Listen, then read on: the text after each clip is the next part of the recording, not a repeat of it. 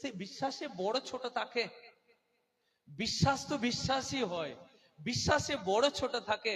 হ্যাঁ, বড় ছোট থাকে। কেন? এই মেয়ে ছেলেটা আপনি যদি দেখবেন, বলছে আমি তোমাকে সুস্থ দেবার যোগ্যই নাই, কারণ তুমি প্রাপ্যই নাই। আমি তো আমার সহজ জাতির জন্য এসেছি, তুমি তো অন্য জাতির মেয়ে, অন্য জাতি, তোমাকে কি করে আমি সুস্থ দেব? তুমি আমার সুস্থটা পাওয়ার মতো তুমি আমাদের আউটকাস্ট, তুমি অন্য জাত, অন্য লোক, অন্য গোষ্ঠী, তোমাকে দিতে পারবো না। এমনকি যিশু তাকে অপমান করার মতো কথা বললেন, কারণ তিনি তার বিশ্বাসটাকে পরীক্ষা করে দেখলেন।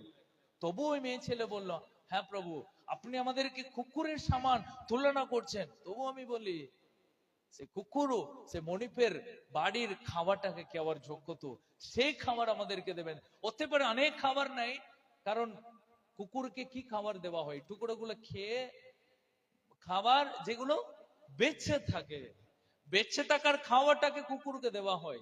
যিশু লিটারালি সত্যি করে বললেন, তোমরা তো ওইটাই, তোমরা ওই ধরনেরই লোক।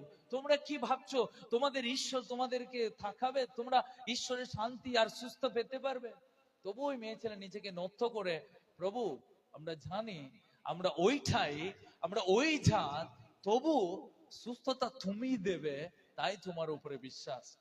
ওই জন্য যিশু তাকে বলেছিলেন, তোমার বিশ্বাস অনেক বড়। হ্যাঁ, বিশ্বাসী অনেক বড় হতে পারে কখন?